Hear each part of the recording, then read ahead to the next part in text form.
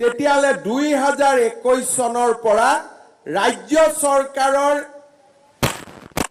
আমাৰ কৰ্মচাৰীৰ সংখ্যা 1,24,345 জন চৰকাৰী কৰ্মচাৰী লিপিবদ্ধ হল।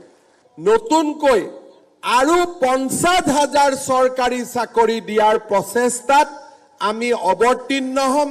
শিক্ষা বিভাগ, আৰক্ষী বিভাগ, এডিআৰই এই ধৰণে মই আশা কৰোঁ যে এই ধৰণে অসমৰ যুৱক যুৱতীৰ আশা আকাংক্ষা পূৰণৰ হকে আমি নিৰন্তৰ গতিত কাম কৰি যাব পাৰিম আৰু ৰাইজৰ আশীৰ্বাদত এই ধৰণে আমি আগুৱাই যাবলৈ সক্ষম হম।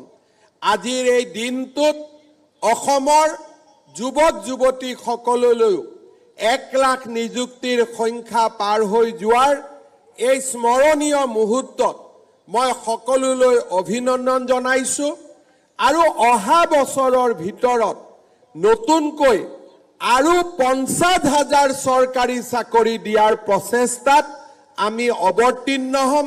শিক্ষা বিভাগ, আৰক্ষী বিভাগ, এডিআৰই এই ধৰণে আমি আৰু নতুনকৈ 50,000 চৰকাৰী কৰ্মচাৰীক নিযুক্তি দিয়াৰ বাবে আমাৰ যে লক্ষ্য সেই লক্ষ্যত আমি জপিয়াই পৰিম।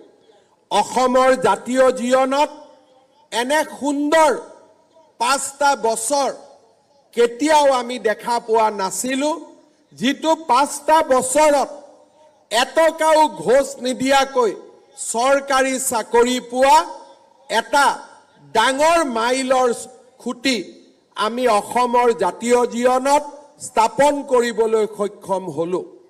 2013 চনত মোৰ মনত আছে যে আমি প্ৰথম টেট শিক্ষকৰ নিযুক্তিৰ প্ৰক্ৰিয়া আৰম্ভ কৰিছিলোঁ। তাৰ আগতে অসমৰ শিক্ষক নিযুক্তিৰ যিটো ব্যৱস্থা সেই ব্যৱস্থা কলুষিত আছিল, পংকিলতাৰে পৰিপূৰ্ণ আছিল।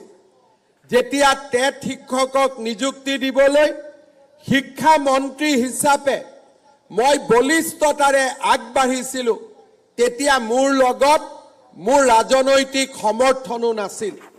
নিজৰ চৰকাৰখনৰ ভিতৰতে মই সমালোচনাৰ সন্মুখীন হৈছিলোঁ। মোৰ এতিয়াও মনত আছে 2012 চনত যেতিয়া টেট শিক্ষকৰ নিযুক্তি দিবলৈ আমি সিদ্ধান্ত লৈছিলোঁ, দিল্লীৰ পৰা সেই সময়ত জমিয়তৰ অধ্যক্ষ মৌলানা আছাদ মাদানী গুৱাহাটীলৈ দৌৰি আহিছিল আৰু মুখ্যমন্ত্ৰীক আহ্বান জনাইছিল যে টেট শিক্ষকৰ নিযুক্তি প্ৰক্ৰিয়া বন্ধ কৰিব লাগে। মোৰ আজিও মনত আছে যে সেই সময়ত টেট শিক্ষক নিযুক্তি দিবলৈ যাওঁতে তেতিয়াৰ সৰ্বশিক্ষা অভিযানৰ মিছন ডাইৰেক্টৰত ৰাজনৈতিকভাৱে চৰকাৰত উচ্চ পদত অধিষ্ঠিত ব্যক্তি এগৰাকীৰ কোঠাত কান্দিবলগীয়াৰ পৰিৱেশ হৈছিলে। কান্দি কান্দি মোৰ কোঠালৈ উভতি আহি কৈছিল যে ছাৰ, মোৰ চাকৰি বন্ধ হৈ যাব, আপুনি টেট শিক্ষকৰ নিযুক্তি প্ৰক্ৰিয়া বন্ধ কৰি দিলে মই বাচি যাব পাৰিম।